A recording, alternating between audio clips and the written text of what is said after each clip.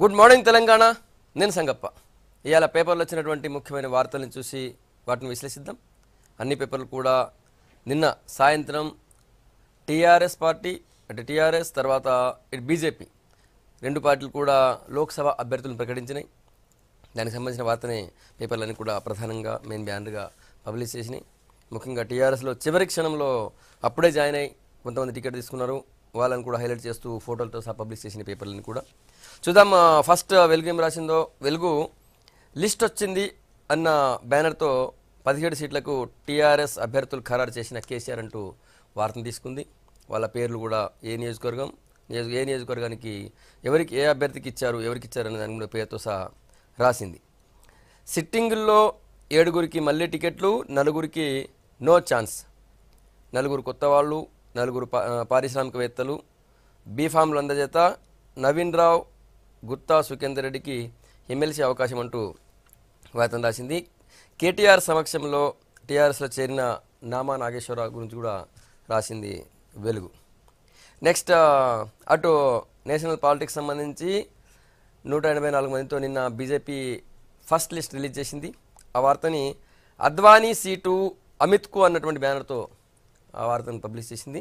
అద్వానీ సీట్లో ఇక అమిత్ షా పోటీ చేస్తున్నారు. గాంధీనగర్ బరిలో బీజేపీ జాతీయ అధ్యక్షుడని రాసింది. మళ్ళీ వారణాసి నుంచే ప్రధానమంత్రి మోడీ పోటీ.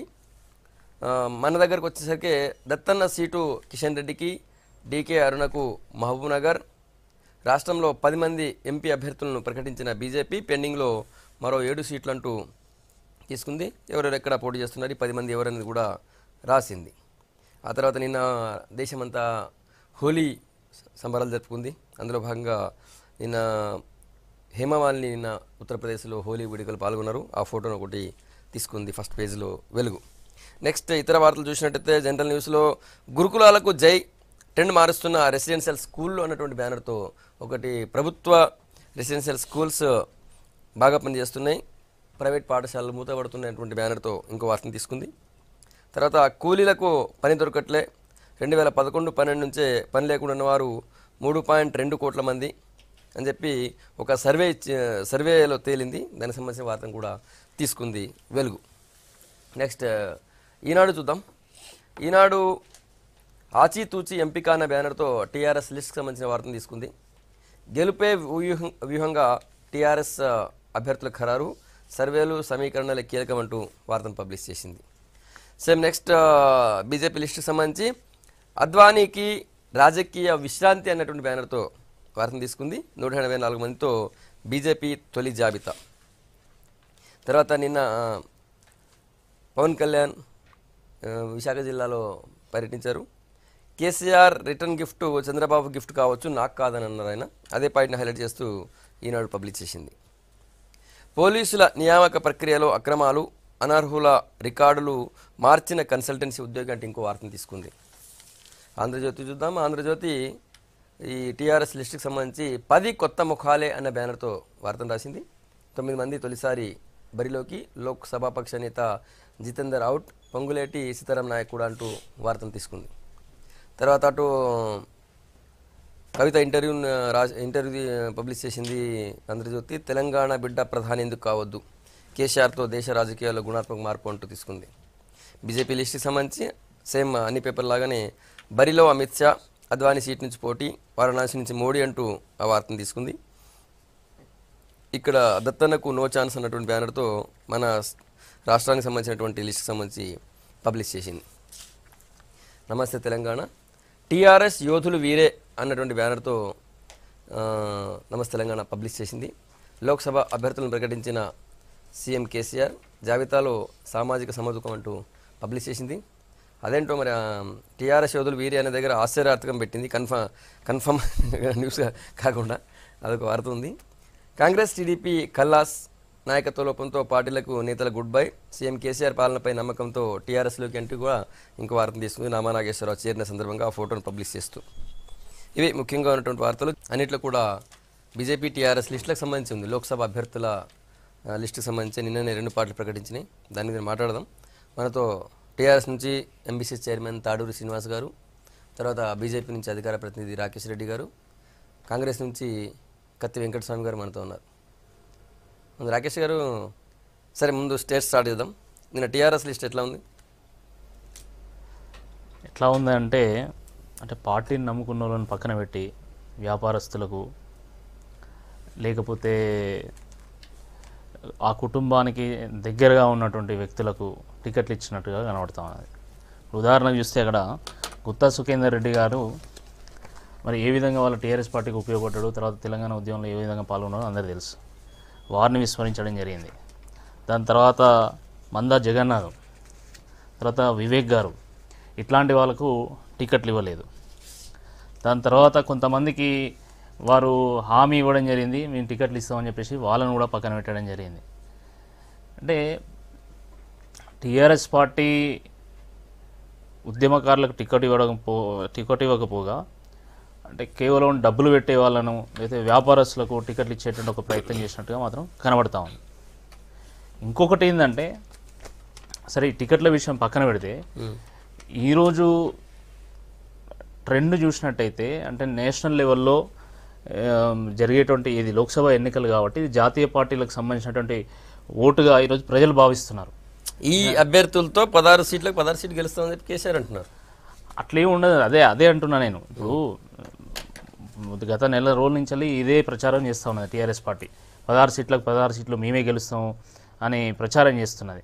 ఇప్పుడు గత వారం రోజుల్లో అసలు రాజకీయాలు చాలా వేగవంతంగా మారుతున్నాయి. ముఖ్యంగా భారతీయ జనతా పార్టీలో అనేక మంది జాయిన్ అవుతూ ఉన్నారు. ఇటువైపు చూస్తున్నటువంటి పరిస్థితులు, ఎందుకంటే కేంద్రంలో నరేంద్ర మోడీ గారు మళ్ళీ ప్రధానమంత్రి అవుతారు ఖచ్చితంగానే అన్ని సర్వేలు చెప్తా ఉన్నాయి. తర్వాత వారు మాత్రమే రక్షణ విషయంలో కానీ అవినీతి రహిత ప్రభుత్వాన్ని అందించే విషయంలో కానీ సమర్థవంతమైనటువంటి నిర్ణయాలు తీసుకుంటున్నారని భావిస్తున్నటువంటి ఈ నేపథ్యంలో ఈరోజు రాష్ట్రంలో ఉన్నటువంటి కీలకమైన నాయకులు కానీ ప్రజలు కానీ ఈరోజు బీజేపీ వైపు చూస్తున్నారు. ఆ కోణంలోనే ఈరోజు డీకే అరుణ గారు కానీ ఇంకా మిగతా నాయకులు చేరుతున్నటువంటి ఈ పరిస్థితి. అన్ని ఏమంటున్నా అంటే అల్టిమేట్గా కాంగ్రెస్ పార్టీ ఈ రాష్ట్రంలో టీఆర్ఎస్ని ఎదుర్కొనేటువంటి పరిస్థితి లేదు. ఇక కాంగ్రెస్ పార్టీ వాళ్ళకి ధీటుగా నిలిచేటువంటి డెఫినెట్గా ఉంటుంది. పరిస్థితి చూసాము, 5 ఎమ్మెల్యేలు 4 ఓడిపోయినారు, ఒక్కరే గెలిచినారు. మీరు ఎట్లా పోటీస్తా అనుకుంటారు? అసెంబ్లీ ఎన్నికలు వేరు, పార్లమెంట్ ఎన్నికలు వేరు కదా. ఇప్పుడు మనం గతంలో చూసినాం, ఢిల్లీలో పార్లమెంట్లో మేము 7 స్థానాలు గెలిచినాం, అసెంబ్లీకి వచ్చేసరికి కేవలం 3 స్థానాలు గెలిచినాం మేము. అంటే అసెంబ్లీ ఎన్నికలకు వేరే రకంగా స్పందిస్తారు ప్రజలు, పార్లమెంట్కి వచ్చేసరికి వేరే రకంగా స్పందిస్తారు. ఇప్పుడు అసెంబ్లీలో సరే ఒక బలమైనటువంటి నాయకుడు రాష్ట్ర ముఖ్యమంత్రిగా కావాలని చెప్పేసి ఆ రోజు భావించారు. ప్రజలందరూ కూడా టీఆర్ఎస్ పార్టీకి ఎక్కువ శాతం ఓట్లు వేసిన వాళ్ళు గెలిచిండ్రు. ఇప్పుడు అదేవిధంగా దేశంలో ఒక బలమైనటువంటి నాయకుడు అవసరం అని చెప్పి ప్రజలు భావిస్తారు. కాబట్టి ఆ నేపథ్యంలో డెఫినెట్గా ఇక్కడ బీజేపీకి ఛాన్స్ ఉంటుంది. 16 సీట్లు వస్తే మాకు 16 సీట్లు అటు కూడా కావచ్చని అంటున్నా. అవునా? Why not? ఎందుకంటే ఇప్పుడు ప్రజల్లో నేను ఒకటి చెప్తున్నా, ఇక్కడ మీరు గమనించాల్సింది ఏంటంటే చాలా సర్వేల్లో సరే మాకు 2 వస్తాయి 3 వస్తాయి అని చెప్తున్నారు కదా తెలంగాణలో. కానీ అట్ ద సేమ్ టైం ఏంటంటే నరేంద్ర మోడీ గారు ప్రధానమంత్రి కావాలని 50% మందికి పైగా తెలంగాణ వాళ్ళు కోరుకుంటున్నారని అదే సర్వేలు చెప్తున్నాయి. అంటే ఏంది, నరేంద్ర మోడీ గారు ప్రధానమంత్రి కావాలని కోరుకుంటున్నారు అంటే మాకు పొటెన్షియల్ ఉంది. అక్కడ మేము సరైనటువంటి క్యాండిడేట్స్ని పెట్టి ఒక స్ట్రాటజీతో ముందుకెళ్తే మాకు డెఫినెట్గా ఓట్లు వచ్చేటువంటి అవకాశం ఉంది. కాబట్టి మాకు ఆ స్కోప్ అయితే తెలంగాణలో ఇప్పుడు ఏర్పడ్డది. అండ్ టీఆర్ఎస్కు ధీటుగా ఎదుర్కొనేటువంటి సామర్థ్యం కలిగినటువంటి పార్టీ బీజేపీ అని అందరూ భావిస్తున్నారు. ఎందుకంటే రేపు నేషనల్ లెవెల్లో మా గవర్నమెంట్ వస్తుంది కాబట్టి టీఆర్ఎస్ను ఎదుర్కొనే సత్తా మాకే ఉంటుంది, కాంగ్రెస్కి ఉండదు. Okay sir. కత్తి వెంకటస్వామి గారు, మీరైతే చూస్తారు వీళ్ళ లిస్ట్ని? మీరైతే మీరు అందరికీ ఈసారి చాలా జాగ్రత్త పడేవో ఏందో ముందు ప్రకటించారు మీరు, ఒక్క ఖమ్మం తప్ప అన్ని 16 సీట్లు ప్రకటించినారు. సరే, వాళ్ళు ఇప్పుడు నిన్న ప్రకటించినారు టీఆర్ఎస్ వాళ్ళు.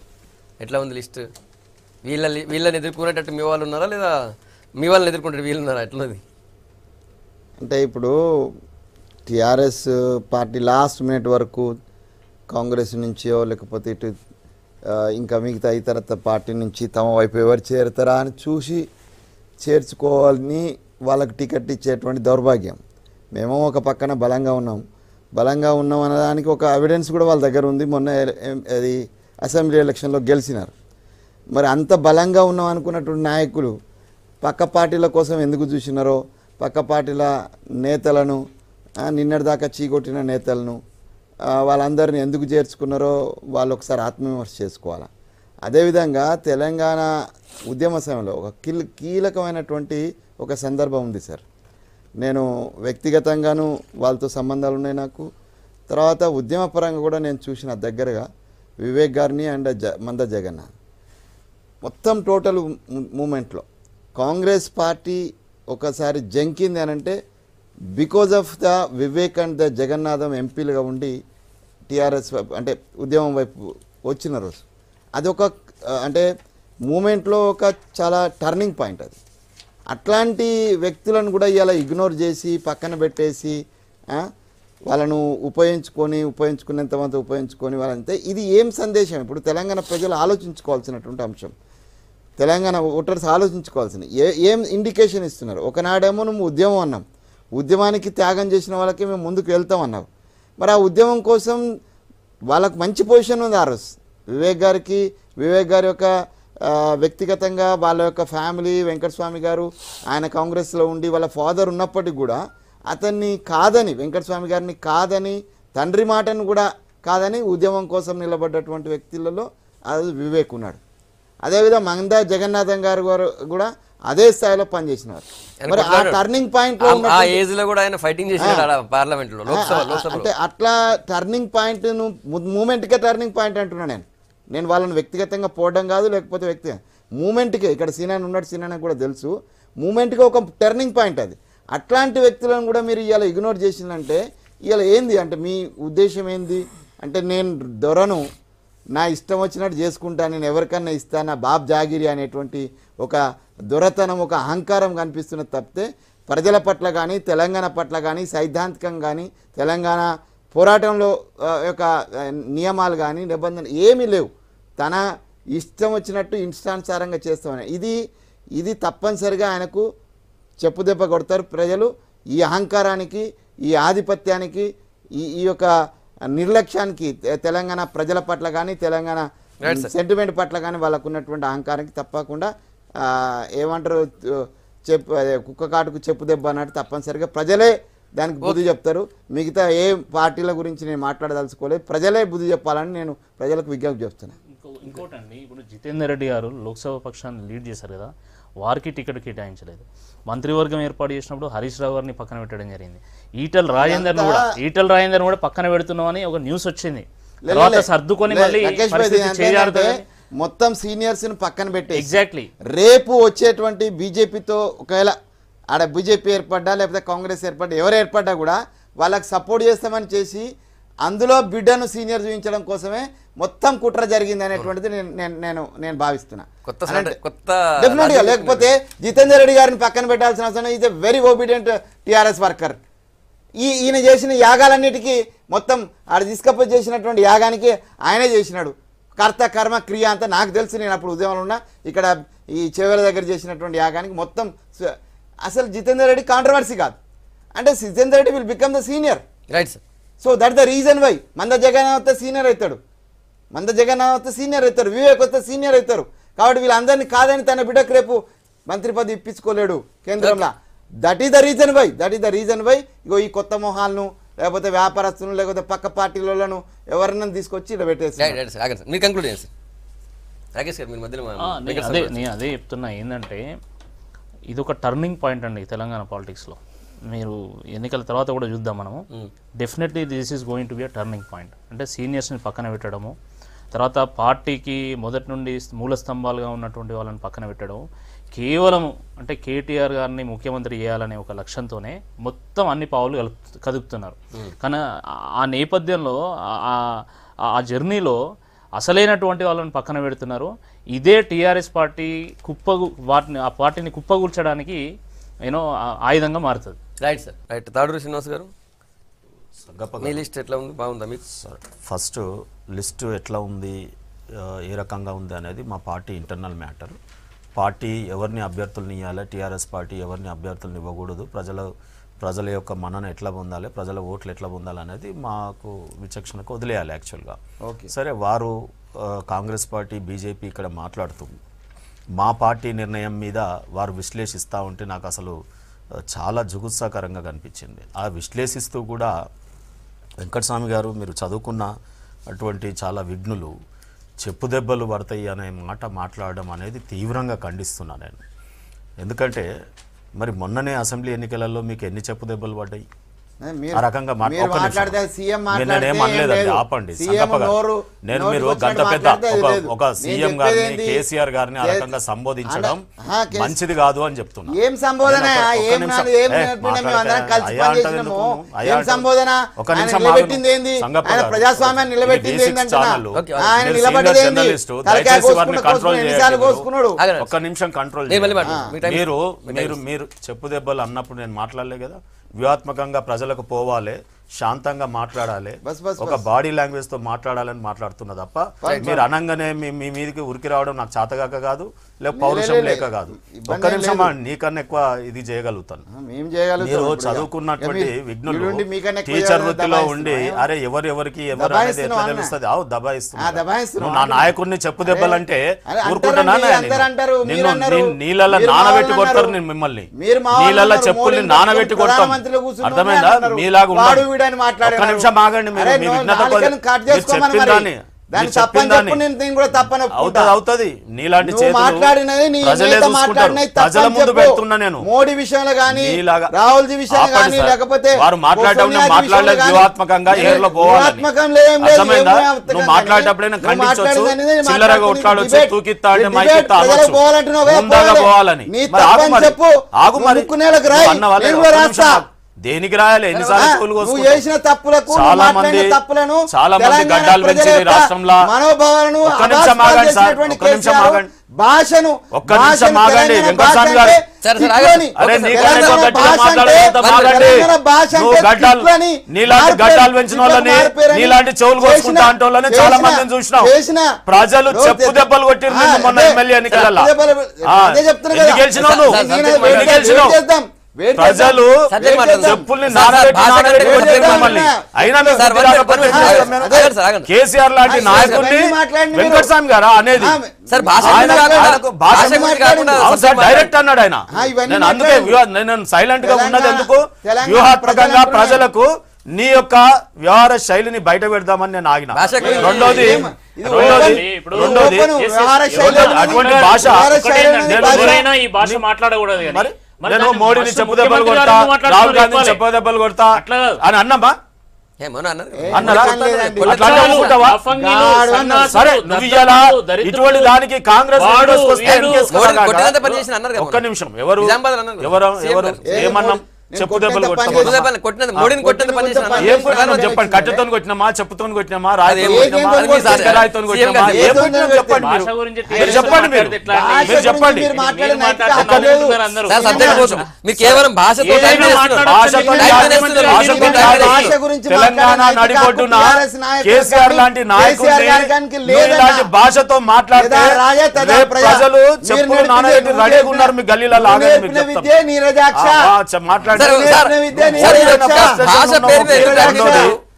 రెండోది నువ్వు మాట్లాడుతున్నప్పుడు వివరణ చేయి. భాష మీద మాట్లాడకు. అదే రెండోది ఇప్పుడు ఈ రోజు చెప్పుతోనే- బీజేపీ మాట్లాడడం అయిపోయింది రాకేష్ గారు కాంగ్రెస్ మాటలు నీకు నచ్చితే బయట కావలించుకుందు కానీ నా టైం కాంగ్రెస్ మాటలు కాదండి. నాకు ఎవరైనా ఇచ్చిన ఆ టైం మాటలు నన్ను మాట్లాడితే మాట్లాడని. కాదు.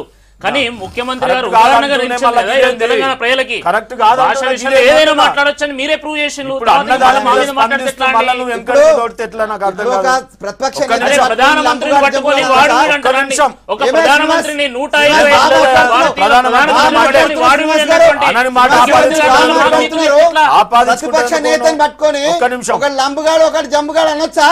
లంబ అంటే ఏంది, ఆ? జంబ అంటే ఏంది చెప్పు మీనింగ్. చెప్పు మరి, గట్లే చెప్పు మరి. దెబ్బ అంటే ఏంది, లంబ అంటే ఏంది, జంబ అంటే ఏంది చెప్పు. మాట్లాడతా మరి నువ్వు నీకేమో నువ్వు- భాషకం నీకు లిమిట్ లేదు. మేము మాట్లాడతా సరే సార్ సార్. సార్ అది పాయింట్ కాదు సార్ సబ్జెక్ట్ సబ్జెక్ట్ సబ్జెక్ట్ మాట్లాడడం ఒక్క సబ్జెక్ట్ నిమిషం. లేకనే ఆయన భాష మీదకి వచ్చిండు. సబ్జెక్ట్ మా లేకనే దగ్గర వచ్చినాం. సబ్జెక్ట్ లేదు. కేసీఆర్ లాంటి సమానం నాయకుడిని చెప్పడానికి లేదు. ఆయన కూడా ఒక బాధితుడే. ఆయన కూడా ఒక బాధితుడే. ఆగండి సార్. ఆయన బాధితుడే. దేనికి బాధితుని ఆయన చైర్మన్ కదా బాగానే ఇంగ్లీష్ ప్రేమ చైర్మన్ ఉన్నది అందరి మీద. టీఆర్ఎస్ పార్టీలో ఏం జరుగుతుందో మీరు తొంగి చూస్తారు అంటేనే మీ నైతిక విలువలు పతనం మీరు చూడలేదా? నిన్న రాత్రి టీఆర్ఎస్ మా పార్టీ దగ్గర అభ్యర్థుల మీద మాట్లాడితే చూసి, మీ నైతిక మమ్మల్ని విలువలు చూసి పతనం అవుతున్నాయి. TRS లో ఏం జరుగుతుంది? నీ అభ్యర్థి BJP లో ఏం ఎవరినైనా జరుగుతుంది? నిలబెట్టు, లేకపోతే నేను రెడీ అంటున్నా. TDP లో ఏం జరుగుతుంది? మా చూసి అభ్యర్థుల చూసి మీద వాళ్ళని నువ్వు ఈ తీసుకోరా? రకంగా సార్, సార్, ఆగండి, కామెంట్ సార్. మా దగ్గర ఈ చూస్తలేరా రోజు ఆయన? అదే రకంగా దుర్బిన్ బీజేపీ చూస్తలేరా? బీజేపీ మాట్లాడుతూ ఏమంటుంది, సీనియర్స్లకు చెయ్యిచ్చిర్రు, సీనియర్లని పక్కకు పెట్టిర్రు. ఎవరు నాయన ఇవాళ దేశంలో చర్చ జరుగుతుంది. అద్వానీ పార్టీకి ప్రాణం పోసిన ఆయన అద్వానీ గారే టికెట్ బీజేపీ వద్దన్నారండి. అద్వానీ అద్వానీ పోటీ చేయనంటేనే ఒక్క నిమిషం మార్గదర్శక అమిత్ షా మండలి గారు ఒక్క నిమిషం పోటీ చేస్తున్నారు. అద్వానీ గారు పోటీ రాకేష్ చేస్తారంటే ఇది చాలా టికెట్ టూ మచ్ అండి. ఇవ్వకపోవడం వారు మాట్లాడేటప్పుడు ఏంటి? ఎంత హుందాగా చెప్పండి. సైలెంట్ గా చెప్పండి. ఉన్నాను. మీరు చెప్పండి. మాట్లాడేటప్పుడు చెప్పండి. ఎంత హుందాగా ఉన్నాను. నేను చెప్తాను ఒక్క నిమిషం. ఈ రోజు అద్వానీ గారిని మార్గదర్శక మండలికి ఎందుకు పంపించారు సార్? ఇవాళ మీరు వృద్ధుడు అంటున్నారు, ఇవాళ చాలా సీనియర్ ఏజ్ అయిపోయింది అంటున్నారు. మరి మొన్న ఏజ్ ఉన్నప్పుడు 5 ఏళ్ల కింద మార్గదర్శక మండలి పంపిరే, ఎందుకు పంపించారు మీరు? ఒక్క నిమిషం అండి రాకేష్ గారు, ప్రతి లైన్ కాదు, ఒక్క నిమిషం ఓపుకుంటా. ఒక్క నిమిషం రాకేష్ గారు, నా అభ్యర్థుల గురించి నీకెందుకు బాధ? నా అభ్యర్థుల గురించి నీకెందుకు బాధ? ఖచ్చితంగా ఇప్పుడు బయట దేశ రాజకీయాలకు సంబంధించిన ఇష్యూ మాట్లాడతారు. ఎవరైనా మీ లిస్ట్ గురించి కూడా వాళ్ళు మాట్లాడతారు. ఇది మీ ఇంటి పని, మీ ఇంటిది కాదు, ఇది ఎవరింటిది కాదు. ఇది సార్ మొత్తం అంపశయ్య మీద ఉన్నటువంటి బీజేపీ పార్టీని ప్రాణం పోసి అంపశయ్య మీదకి వెళ్ళి తీసుకొచ్చి మళ్ళా దేశంలో నిలబెట్టిన అద్వానీ. మీరు ఆయన గురించి అంత తక్కువనే చేసి మాట్లాడుకుంటే మీ నాయకుడిని మీ ఇష్టం. రెండోది అజిత్ దోవల్ గారికి వారి అబ్బాయికి నువ్వు సీట్ ఇచ్చినవే. అజిత్ దోవల్ గారు నాన్ పొలిటికల్ గా ఉండాలి కదా, జాతీయ భద్రతా సలహాదారు కదా. దక్షిణ బండారు దత్తాత్రేయ ఇవాళ ఎంత సీనియర్ సార్, ఇవాళ మా తెలంగాణ ప్రజల ఐకాన్. ఇవాళ వారికి నువ్వు చేసింది ఏంది? ఇవాళ హలాయి బలాయి చేసి తెలంగాణ సాంస్కృతిక వైభవాన్ని నిలబెట్టేటటువంటి నాయకుడిని అతి దారుణంగా మంత్రి పదవి చేసినవే. ఒక బీసీని నేలకేసి కొట్టినవే. ఇవాళ ఒక బీసీ సీనియర్ ఆయనను తీసేసి ఇవాళ నువ్వు ఆయనకు ఏ రకంగా గౌరవం ఇచ్చినావు? పెద్దలకు గౌరవం ఇవ్వడం నేర్చుకోండి ఫస్ట్. బీజేపీ చాలా చాలా పెద్ద పెద్ద మాటలు మాట్లాడుతున్నారు. ఇలాంటి సీనియర్స్ ని గౌరవాల గురించి టీఆర్ఎస్ పార్టీ వాళ్ళు మాట్లాడుతుంటే దయాలు వేదాలు ఇచ్చినట్టు ఉంటుంది. ఎంతమంది పెద్దలకు మీరు ఈరోజు చెక్ పెట్టినటువంటి పరిస్థితి అందరు చూస్తున్నారు. మేము అంటున్నది ఏంటంటే అద్వానీ గారు పోటీ చేయనని వారు స్వయంగా చెప్పారు కాబట్టి ఈరోజు గాంధీనగర్ నుండి అమిత్ షా గారు పోటీ చేస్తున్నారు. నెంబర్ 1. నెంబర్ 2 దత్తాత్రేయ గారి విషయంలో సరే దత్తాత్రేయ గారు పలుమార్లు ఇక్కడి నుంచి పోటీ చేయడం జరిగింది. అదే సీట్ నుంచి వెళ్ళి సీనియర్ నాయకుడు అయినటువంటి కిషన్ రెడ్డి గారు కూడా ఈసారి అడగడం జరిగింది. గెలుపు అవకాశాలు ఎవరికి ఉంటాయో ఆలోచించి పార్టీ నిర్ణయం తీసుకున్నది. అట్లా అని చెప్పి దత్తాత్రేయ గారిని పక్కన పెట్టడం అని కాదు.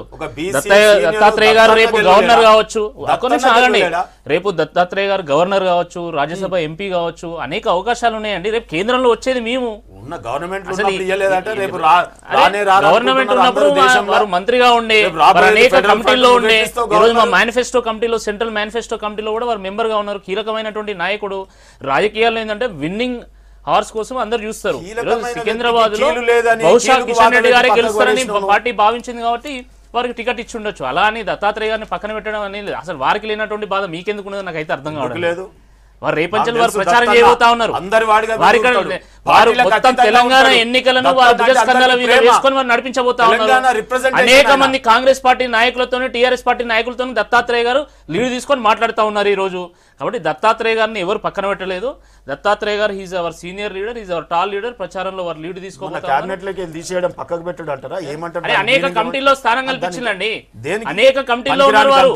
అనేక తెలంగాణ రాష్ట్రానికి ప్రాతినిధ్యం లేకుండా ఆయనని మొత్తం పక్కకు పడేసి బీసీల గురించి మాట్లాడుతున్నారండి మీరు.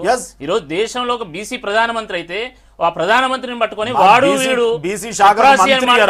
కొట్టినంత మాట్లాడడం దేనికి సంకేతం చెప్పండి? మీరు ఎంబీసీ చైర్మన్ ఉన్నారు, ఎందుకంటే ఇంత అక్కసు మీకు? కేసీఆర్ గారికి బీసీ అంటే ఎందుకు ఇంత అక్కసు? ఒక బీసీ ప్రధానమంత్రి అయితే ఎందుకు అంత అగౌరవం అని అడుగుతున్నా నేను. వాడు వీడు ఎట్లా మాట్లాడు? ఎంత అహంకారం మీకు అసలు, ఎంత అహంకారం మీకు? ప్రధానమంత్రి కేసీఆర్ ని మెచ్చుకుంటాడు ఎవరు? మేము ఎంత గౌరవం అరే స్కీములు ఒక అది కాదు ఇక్కడ ఓసీ అయితే మీరు అట్లా మాట్లాడతారా? మీరు వినలేదు సరిగా ప్రసంగం. ఆ రోజు దేశ ప్రధానిని ఇవాళ భారతదేశ ప్రధానికి ఇవాళ విలువ ఇవ్వాలి చోర్ అంటారా? మన చౌకీదార్ చోర్ అంటారా? నీతులు మీరు కాదండి చెప్పేది, మీరు చెప్తారు. అదే అదే స్పీచ్ లో ప్రధానమంత్రి ఏం మాట్లాడతారండి? కేసీఆర్ గారి మాటలకు ఈ రోజు విలువ లేదు. ఎప్పుడు ఏం మాట్లాడతాడో అర్థం కానటువంటి పరిస్థితి ఈ రోజు తెలంగాణ రాజకీయాల్లో ఉంది. ముఖ్యమంత్రి అయితే ఏదైనా ప్రధానమంత్రిని పట్టుకొని మాట్లాడతారు. ఇవన్నీ మాట్లాడి నువ్వు చేయించినావు. బడా జూటా పార్టీ బీజేపీ అనేది దేశ ప్రజలకు తెలుసు. ఇవాళ మీరు మాట్లాడితే మీ అహంకారానికి చెక్ పెట్టేటువంటి రోజులు వచ్చినాయి. మీ అహంకారానికి చెక్ పెట్టేటువంటి రోజులు వచ్చినాయి. లోక్సభ ఎన్నికల ఫలితాలతో మాట్లాడుకుందాం. మీరు ఇప్పుడు ముఖ్యమంత్రి అయిన కాబట్టి మేము ఏదైనా చేస్తాము. 2 నెలల పాటు మంత్రివర్గం ఏర్పాటు చేయము, లేకపోతే 15 రోజుల పాటు అసలు మేము ప్రమాణ స్వీకారమే చేయించము, మా ఇష్టం ఉన్న వాళ్ళం మంత్రులు పెట్టుకుంటాం, మహిళలకు అవకాశమే ఇయ్యము. ఈ రకమైనటువంటి అహంకారానికి ఈ రోజు లోక్సభ ఎన్నికల్లో ప్రజలు చెక్ పెట్టబోతా ఉన్నారు. వేచి చూడండి. వీళ్ళకు భయం పట్టుకున్నది కాబట్టి ఈ రోజు కాంగ్రెస్ పార్టీలో ఉన్నటువంటి ఎమ్మెల్యేలను తీసుకుంటా ఉన్నారు. అటు బీజేపీ పైన అటు హిందువుల పైన అక్కసు వెళ్ళగక్కుతా ఉన్నారు. కరీంనగర్ పోయి ఏం మాట్లాడతారని హిందువుగాన్లు బంధువుగాన్లు దరిద్రులు అని మాట్లాడతారా? ఎందుకంత అక్కసు?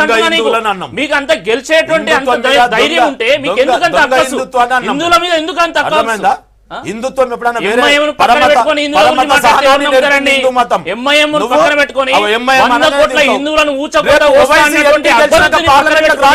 హిందూ అని మాట్లాడితే అయిపోతుందా? రేపు ఎంపీగా ఓవైసీ గారు గెలిచిన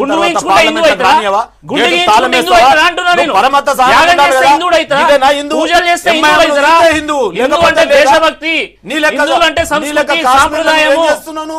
లోన్ ని కావలించుకున్నప్పుడు లేదు నీకు హిందుత్వం. లోన్ ఇంకా పాకిస్తాన్ జెండా ఎగిరేషన్, లోన్ ఇంకా వేర్పేట్ వాది. ఇవాళ ఎంఐఎం సలావుద్దీన్ ఓవైసీ కాన్స్టిట్యూషన్ కి విలువనిస్తారు. పార్లమెంట్ హిందూ దేవతలను అవమానిస్తున్నాడు అక్బరుద్దీన్, అసదుద్దీన్. హిందూ ప్రజలను అవమానపరిచే విధంగా మాట్లాడారు. 100 కోట్ల హిందువులను ఊచకొస్తాడు. అటువంటి వాళ్ళను పక్కన పెట్టుకొని వెంకటస్వామి గారు, సరే బీజేపీ లిస్ట్ ఎట్లా చూస్తారు? బీజేపీలో బంగారు లక్ష్మణ్ కూతురికి ఇచ్చినామని చెప్తున్నారు వాళ్ళు. సరే ఇప్పుడు మీ దగ్గర నుంచి పోయినటువంటి డికే అరుణ గారు ఇప్పుడు అక్కడ మహబూబ్నగర్ అభ్యర్థి. సరే అంటే బీజేపీది వెతుక్కోవడమే కదా. బీజేపీ వేరే వాళ్ళకున్న బేస్ ఇక్కడ తక్కువ ఉంది కాబట్టి వివిధ పార్టీల నుంచి వచ్చిన వాళ్ళని నేనే ఒక కంపారిజన్ ఇక్కడ ఇదే పని టీఆర్ఎస్ కూడా చేస్తుంది. టీఆర్ఎస్ మేము బలంగా ఉన్నాం అంటున్నారు. సరే బీజేపీని మనం ఒప్పుకుందాం, వాళ్ళు కొంత మన నిర్మాణం చేసుకోవడానికి ప్రయత్నం చేస్తున్నారు, వాళ్ళకు అంత బేస్ లేదు, వాళ్ళు పక్క పార్టీ నుంచే తీసుకుంటున్నారు. టీఆర్ఎస్ కూడా పక్క పార్టీ నుంచే తీసుకుంటుంది. నామా నాగేశ్వరరావు సరే మొన్న మా కూటమిలో కూడా ఆయన పోటీ చేసినాడు. నేను దాన్ని ఆయన వ్యక్తిగతంగా అట్లా వెళ్తలేను, కానీ ఆయన చేరిన గంట సేపటికి ఆయన టికెట్ డిక్లేర్ చేస్తారు. అది మన ఆయన వెంకటేష్ గారు చెన్నూరు నుంచి మా అభ్యర్థి నిన్నటిదాకా మా పార్టీలోనే ఉన్నాడు. ఇవాళ చేరంగానే మీ దగ్గర ఎంపీ సీట్ ట్రై చేసిండు. మా ఎంపీ టికెట్కు ఆయన పోటీలో ఉన్నాడు.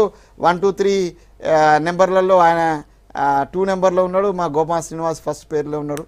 మరి గోమా శ్రీనివాస్ గారు కూడా మా దగ్గర కూడా తప్పు జరిగింది కాదని అంటలేను, మా దగ్గర నుంచి కూడా తప్పు జరిగింది. సో అంటే టీఆర్ఎస్ లేకపోతే కేసీఆర్ గారు చాలా పెద్ద వ్యూహకర్త లేకపోతే చాలా గొప్ప మనిషి అని సీనానికి కోపం వస్తుంది నేనంటే. కానీ మరి ప్రజల అభీష్టం మేరకు నేను పాలన చేస్తానన్న వాళ్ళు ప్రజలను మభ్యపెట్టకూడదు కదా, ప్రజలను మోసం చేయకూడదు కదా. సో ఇవన్నీ కూడా దేనికి సంకేతం ఇస్తున్నాయి? ఆయన ఆత్మవిమర్శ చేసుకోవాలి. టీఆర్ఎస్ పార్టీ మేము బలంగా ఉన్నామని ఒక పక్కన చెప్పుకుంటే పక్క పార్టీ నుంచి తెచ్చుకొని ఎమ్మెల్యేలను రాకపోతుంటారు. తర్వాత ఇట్లా లాస్ట్ మినిట్ ఇప్పుడు ఒక పార్టీకి అసెంబ్లీలో గెలిచి ఉన్న పార్టీకి అసెంబ్లీ అడ్వాన్స్గా ఎలక్షన్ పోయిన పార్టీకి ఎంపీ క్యాండిడేట్ని ఎత్తుకోవాల్సిన దౌర్భాగ్యం ఏంటంటున్నా నేను. నువ్వు ఎవరిని పెడితే వాళ్ళు గెలుస్తారని అంటున్నావు కదా.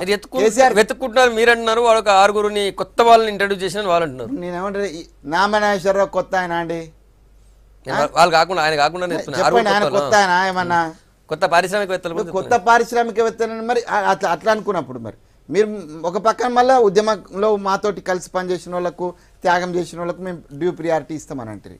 పక్క పార్టీల నుంచి వచ్చి మా దగ్గర చేరిన వాళ్ళకు కూడా డ్యూ పీరియడ్ ఇస్తామని అసెంబ్లీలో వచ్చిన వాళ్ళందరికీ ఇచ్చి పక్క పార్టీ నుంచి ఎందుకు పోయిండు? ఆ గుత్త సుధీందర్ రెడ్డికి మొత్తం గుత్త పట్టేసిన ఆయన పోయిండు. ఆయన ఇప్పుడు ఆయనకు ఇవ్వైతే వివేక్ ఇటు వచ్చినాడు, ఇటు నుంచి పోటీ చేసి అక్కడ పోయినా ఆయనకి ఉంది. మంద జగన్నాథకు ఇప్పుడు ఎవరికి ఇచ్చిన అచ్చా జితేందర్ రెడ్డి గారికి ఇవ్వైతే మీరు అంటే నేను ఒక్కటి మాత్రం సీనాన్నతో నేను ఎక్కిపోయిస్తున్నా. ఆయన చెప్పిన మాట వాస్తవం, అది వాళ్ళ ఇంటర్నల్ పార్టీ అంశమే ఆయన ఇచ్చుకోవడం అనేది. కానీ ఇలా పబ్లిక్ అయిపోయింది. నువ్వు పబ్లిక్ వాళ్ళ యోగదానం ఏంది? తెలంగాణ ఉద్యమంలో వాళ్ళ యోగదానం ఏంటి? ఈ తెలంగాణ వచ్చినాక మీరు చెప్పే బంగారు తెలంగాణలో వాళ్ళ యోగదానం ఏంటి? ఇది కూడా మీరు ప్రజలకు సమాధానం చెప్పాలి కదా. ఆ ప్రజలకు సమాధానం చెప్పలేని స్థితి ఉన్నది కాబట్టి నేను ఆ మాట అన్నా. నేను దాన్ని రిపీట్ చేస్తలేను కానీ నేను ఆ మాట అన్నా. మీకు మీరు ఆత్మవిమర్శ చేసుకోండి. మీరు కూడా సీనియర్ టీఆర్ఎస్ లీడర్, ఎక్కడి నుంచి వచ్చినాం అందరం కూడా, నేను మీరు అందరం కూడా కేసీఆర్ గారితో కలిసి పనిచేసిన వివిధ పార్టీలు జెండాలు వదిలిపెట్టేసి ఎజెండాలు అన్నీ కూడా ఒకటే ఎజెండా, తెలంగాణ ఎజెండాగా వచ్చిన వాళ్ళం. అందులో సీనన్న టీడీపీ నుంచి వచ్చిండు, నేను ఏబీపీ ఆర్ఎస్ఎస్ బ్యాక్గ్రౌండ్ నుంచి వచ్చిన.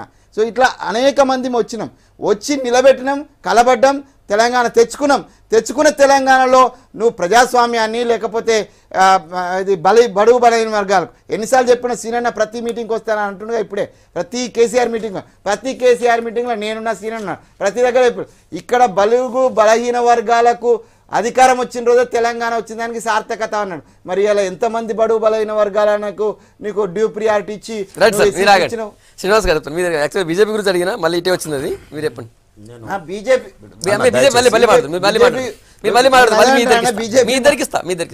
అన్న దయచేసి నేను ఇంటరప్ట్ చేయలేదు. నేనేమంటున్నా మాట్లాడుకో. ఇప్పుడు మీరు మీ నాయకుడు అనేక అంశాలలో మీ ఉత్తమ్ కుమార్ రెడ్డి నాయకత్వాన మీరు అందరు పనిచేస్తున్నారు. ఆయన విశ్వాసాన్ని కోల్పోయి ఒక్కొక్కరుగా రాహుల్ గాంధీ మీదనా లేకపోతే ఉత్తమ్ కుమార్ రెడ్డి గారి మీదనా ఒక్కొక్కరు సీనియర్ నాయకులు అందరూ వెళ్ళిపోతూ ఉన్నారు. మరి ఆ మునిగిపోతున్నటువంటి నావలో కూర్చొని మీరు మాట్లాడి మీరు వెళ్ళిపోయే వాళ్ళందరూ ఎవరిని మా నావని మేము కాపాడుకుంటాం.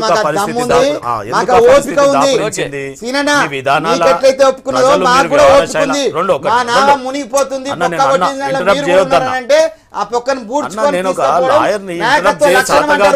అది దునికి పారిపోవడం లక్షణం అనరు.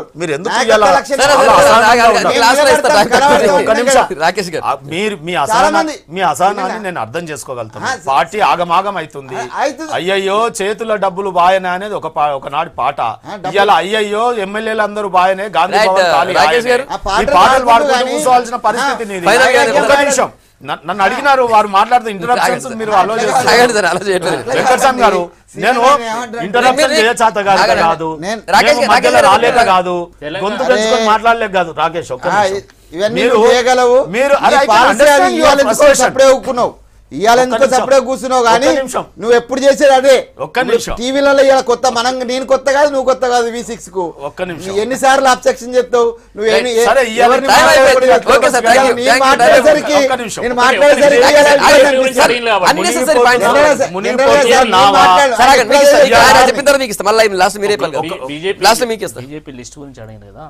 అంటే తెలంగాణలో మెజారిటీ ఎంపీ స్థానాలు సాధించాలనే ఒక లక్ష్యంతోనే మేము బలమైనటువంటి అభ్యర్థులను రంగంలో దింపుతున్నాం. మాకు బలమైనటువంటి అభ్యర్థులు ఉన్న దగ్గర పక్క పార్టీ వాళ్ళు బలమైన వాళ్ళు అవుతారు, పక్క పార్టీ వాళ్ళు విమర్శిస్తారు. మీరంటే తాడూరు గారు కూడా ఎక్కడి నుంచి వస్తారంటారు మరి మీ దగ్గర? నిన్న వెంకటస్వామి గారు చెప్పారు కదా, వెంకటస్వామి గారు ఇప్పుడు చెప్పారు. మాదేం పెద్ద పార్టీ అని మేము ఏం చెప్పడం లేదు కదా. మాకున్నటువంటి ఇక్కడ నేను అనేది తెలంగాణలో వారు చెప్పినట్టుగా మాకు బలం తక్కువ ఉంది, దాన్ని పెంచుకునేటువంటి ప్రయత్నం చేస్తున్నాము. ఈరోజు మాకు ఫేవరబుల్ అట్మాస్ఫియర్ ఉంది నేషన్ వైడ్. తెలంగాణలో ప్రజలు కూడా ఇక ఈ సీట్లు మళ్ళీ టీఆర్ఎస్ కి ఇచ్చి వాళ్ళు పోయి మళ్ళీ కేంద్రాన్ని బ్లాక్ మెయిల్ చేసి డైరెక్ట్ గా బీజేపీకి వేస్తే మళ్ళీ కేంద్ర మంత్రులు ఒక ఆలోచన. ఒక్క నిమిషం మొన్న ఎన్నికలలో ఓటమి చెందిన కావాలని ప్రజలు విసర్జించి పార్లమెంట్ ఎన్నికలు అనేక మంది ఎమ్మెల్యేలు ఓడిపోయి ఎంపీలు కూడా గెలిచారు కాబట్టి దానికి సంబంధం లేదు. నామా వెంకటేశ్వరరావు, నాగేశ్వరరావు, వెంకటేష్ నేత వాళ్ళు గెలిచి వచ్చినారు. ఇప్పుడు మేము 10 స్థానాలు ప్రకటించాం. దీంట్లో మెజారిటీ స్థానాలు వస్తాయి. ఇంకా 7 స్థానాలు కూడా మేము బలమైన అభ్యర్థులను దింపబోతున్నాం. ఇవాళ రేపు మీకు నేనేమంటున్నాంటే ఈ రోజు దేశవ్యాప్త ఎన్నికలు, ఈ దేశాన్ని పట్టి పీడిస్తున్న సమస్యలు ఎజెండా అయి కూర్చోవాలి తప్ప ఒక పార్టీ సింబల్ మీద ఎన్నికకు పోతున్నప్పుడు ఒక నాయకుడి మీద మనం ఎన్నికలు క్యాండిడేట్లు ఎవరు ఏంది విశ్లేషణలు అవసరం.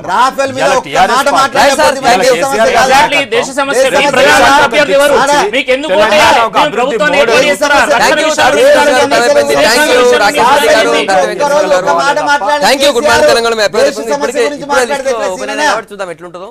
ఇది గుడ్ మార్నింగ్ తెలంగాణ. మళ్ళీ రేపు పొద్దుగాల కలుద్దాం.